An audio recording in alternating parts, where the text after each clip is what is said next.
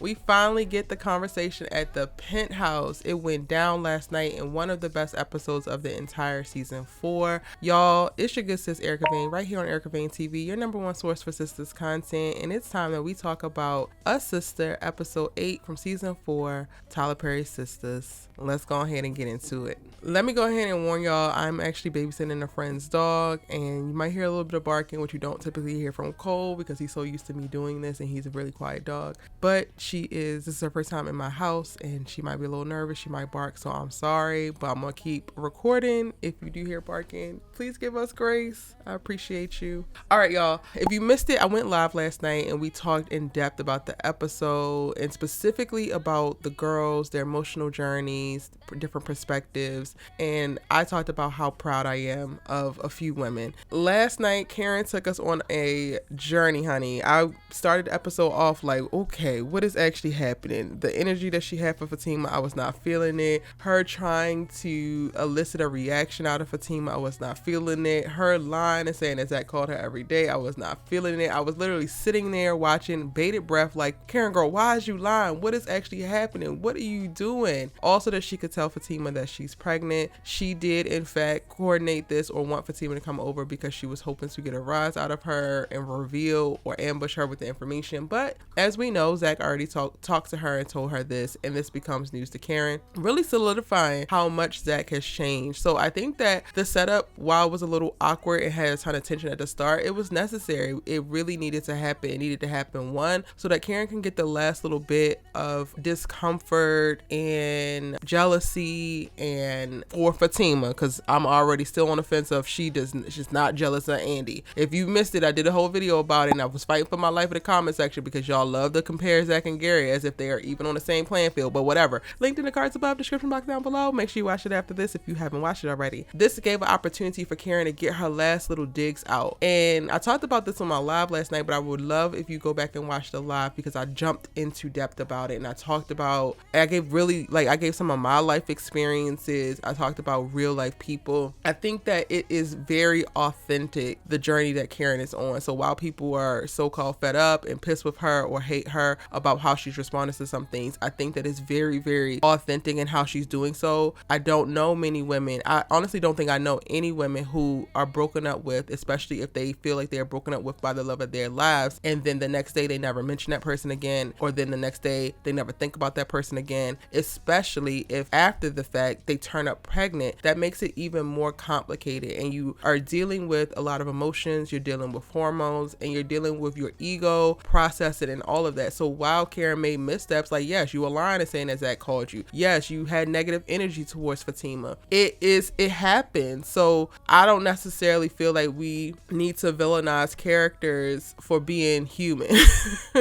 unless you're Gary, full stop. Okay, especially if you're okay. So let me say this, I don't feel the need to villainize characters who do not actually make themselves the villains. If you're on a full human journey of ups and downs, peaks and valleys, then like, let's go with it. Let's talk about when you need to correct yourself, but let's also give you credit when you adjust. Gary is a person who I actually do dislike, a character that I actually do dislike, because I see no other human element. We have yet to be presented with anything good about Gary, aside from his black card continues to go through when he's purchasing things. And that to me isn't actually a good quality like many of these women online seem to think. Abuse is very real. Manipulation, whether it's mental or emotional, is very real. Emotional terrorism is very real. And Gary definitely displays all of these things. So if you're ever wondering why I'm very much so cool with coming for Gary and staying on his head, but I have a problem with people coming for Karen, it's because I actually do think that we get to see authentic representation of what a person going through Karen's specific journey and walk of life and season is versus Gary. Even villains or even people who have negative things going on or are driven by negative things, they have something driving them, some motivation, something human in there, and we have yet to see that. So I have no empathy or sympathy for him. Same thing with Hayden. We have yet to see anything good about Hayden. They're not fully fleshed out characters, so I'm on their heads. But Karen gave us a journey, and And her journey was definitely mirrored in last night's episode. So she starts the episode off and she has this funky energy towards Fatima. She's lying. She's trying to make it seem like things are not or one way, but they're actually not. And then she actually goes as far as to admit, which I think is going to be a part that a lot of people skip over and still continue to hate her for, but it is so powerful in being vulnerable and honest with someone who you feel like has a one-up on you. This woman has the man who you wanted to have or wanted to be with in the form that you wanted him to be in. So when you had him, he was not this person yet, and she actually has him in this way. That's a lot. That's a lot to stand across from somebody and say, I just said these things to try to hurt you, because she's communicating, I am hurt. It's a lot to say, he doesn't call me, and to really register how different Fatima's experiences with him versus what her experiences are, and actually have a dialogue about it. I think that I saw a comment, y'all, after my live. I was going through comments and it said, this just showed me exactly how weak Karen is. And I was just like, actually, it showed me the opposite. It showed me exactly how strong she is. A weak person wouldn't apologize. A weak person wouldn't articulate honestly what they're truly feeling in a moment. A weak person will continue to deflect, will continue to create a narrative, will continue to try to cause problems. A weak person doesn't realize when they're the problem inside the problem. So Karen to me is very strong, and I love seeing it. Even like, I know a lot of people were on Twitter talking about after Fatima and Karen got through their little dialogue or whatever, Karen had negative energy. That was very authentic as well. I don't know if it was negative energy or if it was just uncomfortable. She's in a place now where she's finally having to make peace with this woman who got the best version of her ex after she realized her ex was actually capable of doing all the things that he said he was going to do. He just wasn't capable of doing it when he was with her. And then another thing, that's not her problem. A lot of people are putting it off on Karen of like, oh, Zach couldn't have been the man that he is with Karen because of Karen. No, Zach couldn't have been the man that he is with Fatima with Karen because he wasn't that person in that season. Like, not to say that we give black women too much credit, but I think we give black women too much fault in the behaviors and the decisions and the actions of men. Because at the end of the day, without a few other setups of circumstances, without hitting this,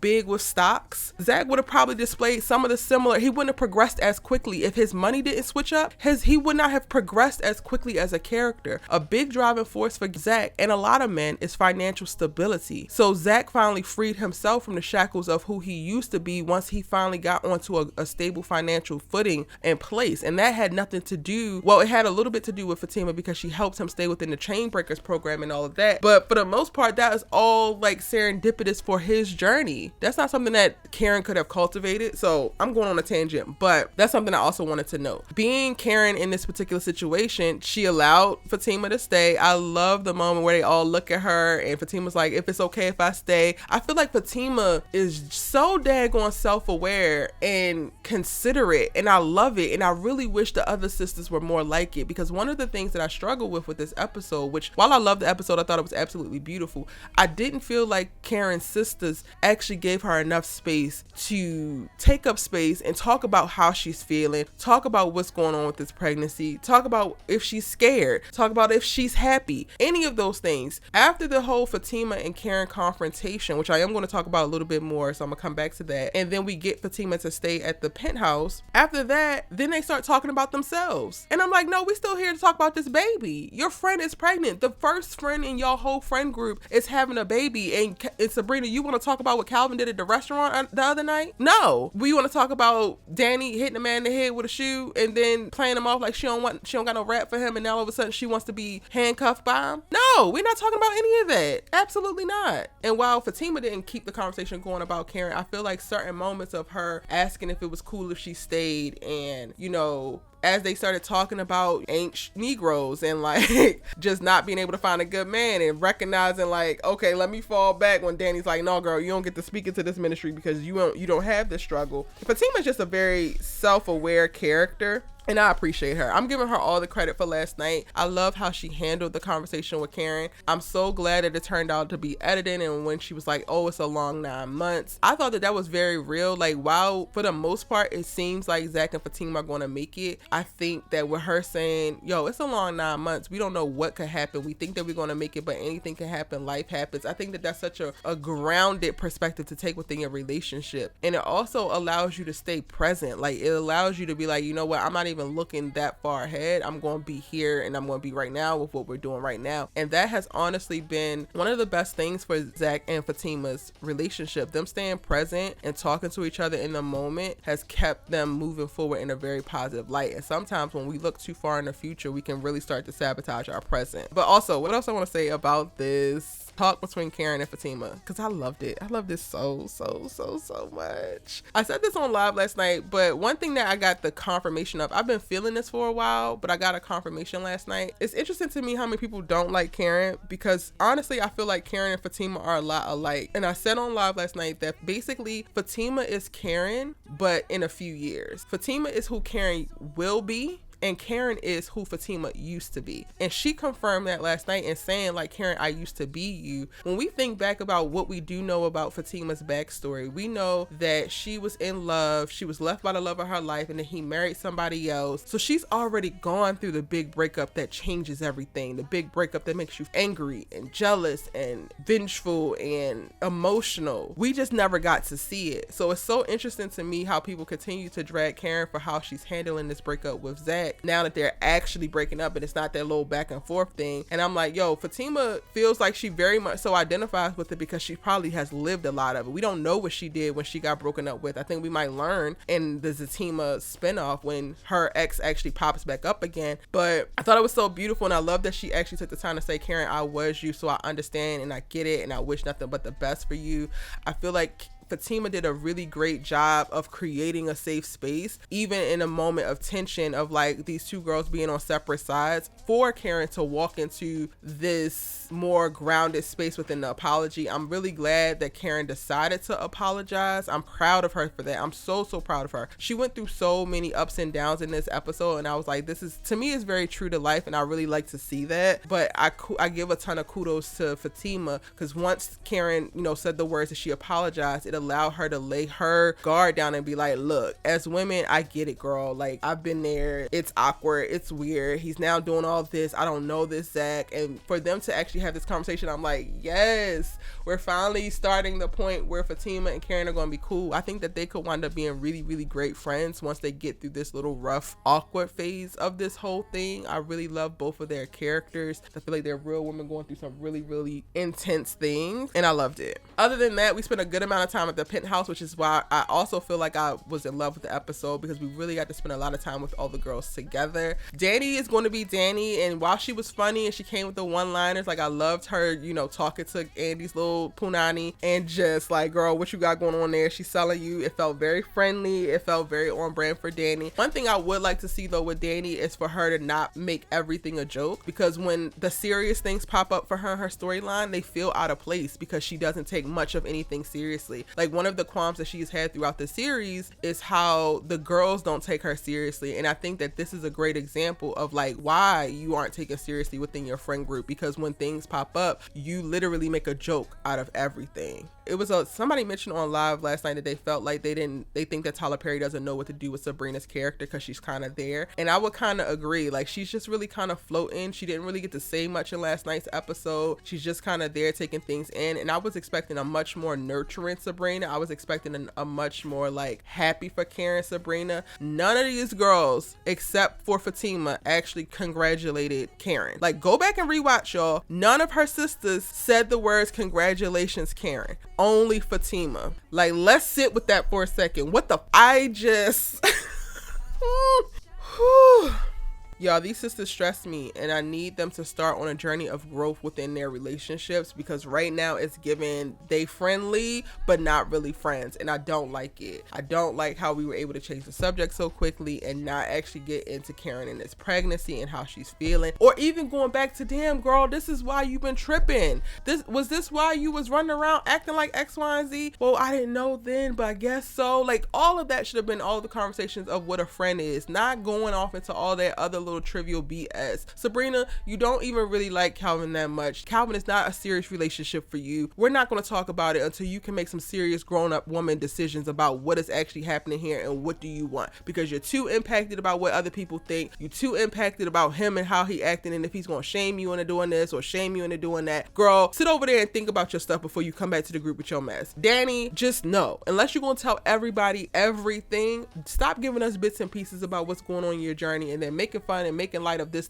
and this when you got some real stuff going on, or it could be some real stuff going on, but yeah, you ain't even handling it like a grown-ass woman either. So no, we ain't talking about you either until you get it together. Like, and Andi, we sitting up here in this penthouse, we ain't talking about this either because your ass don't need to keep it, okay? Gary is still a menace, been a menace. He's tracking you, he's watching you, he got people following you and keeping tabs on you. This is dangerous, and you think it's cute. Shameful. Aside from that, y'all, we get to see in this episode a little bit more from Gary and Hayden, who have now formed an alliance. Gary is supposed to keep heat on Zach while Hayden is supposed to watch Andi at work, and it's just like, can both of them find a train to hit them? Please, can y'all find a railroad to fall down on and get stuck? Because it's ridiculous. Y'all disgust me. Gary and Hayden, you are embarrassments to black men. I said what I said. We get a little nuance of Fatima in this episode where they meet up back at the house and Fatima's able to debrief Zach on what happened in the night and how it actually went cool. It was good to see Zach say, you know, Karen can be sweet when she want to be sweet. I'm like, yes, can you stop having these visceral reactions, punching the air and everything every time you hear this girl name, because y'all about to have to figure this co-parenting thing out. And y'all, in going back, I just came up with a theory for y'all's you know what. I cannot wait to drop this video to talk about what the unexpected news is for Karen's pregnancy, because ain't nobody mentioned this yet. I ain't seen nobody talking about it. All of y'all thinking some bad stuff is about to happen, but this theory that I think, you better hit that subscribe button. You better turn on the bell notifications because you're not ready. You not ready for what Erica just conjured up in her mind and she think that Tyler Perry finna bust us over the head with. Okay, subscribe. And then also by the end of the episode, we are seeing Jake, who is actually proven to be a real friend, realize that, yo, something fishy going on, but he don't need to know. He just trying to prepare Zach to be able to get through any type of SEC investigation. But that is interrupted with the fact that old girl Janine from the salon that's been pops up at the duplex, and she has police with her, and then they arrest Zach. And she says that it's arrest due to some of the financial things that's going on. So this is tied to the stocks. This actually don't have anything to do with Hayden getting his ass beat, which I wasn't really sure. But I think he's going to be out soon, y'all. He's going to be out within the next 2 episodes. He's not going to be in jail for long. Jake is going to have to get him together. Zach don't know. So Zach is trying to lie and say that he's been tracking his company, but he don't know 6 months ago where they were at, 5 years ago where they were at. And thank God that Jake has come into his life. I think that Jake is going to be somebody that we can depend on and is going to be solid for Zach within this friendship, because we're starting to see seeds, especially in this episode, of how Jake don't agree with how Gary is moving. He literally says, I can't believe you got that guy spying on your ex. And it seems like he don't like Hayden. So yes, we already team Jake.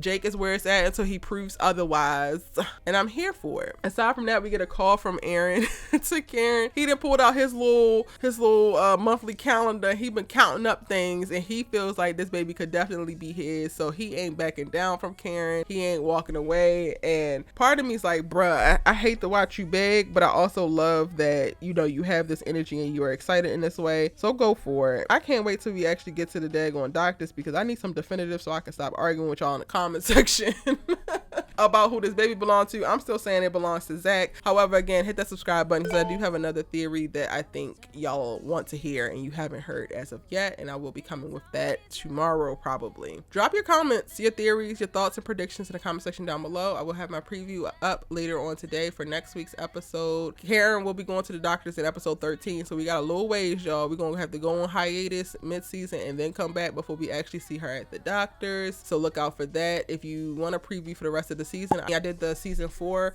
all the titles and synopsis that we have on the channel as well, so you can go and check that out so you can see what the synopsis are, even though the synopsis seemed like they are set up to be misleading, because tonight's synopsis made it seem like everybody was going to be against Fatima, and it wound up being a really good, cool episode where Fatima gets welcomed into the sister circle. So read the synopsis at your own will and leisure and take what you want from it. I also have these listed out on ericavade.com if you would like to read them for yourself really quickly. I'll link them in the description box down below. below. Thank y'all so much for watching this video. If you made it all the way to the end, give me some heart emojis in your comments so that I know that you watched the whole video. You a real one, and I gotta show you some extra special real love. If you want to deep dive into the conversations around each of the sisters' emotional arcs and where they're at in their maturity levels, then click this video on screen right here and jump back into my live, and I'll see you in the next one.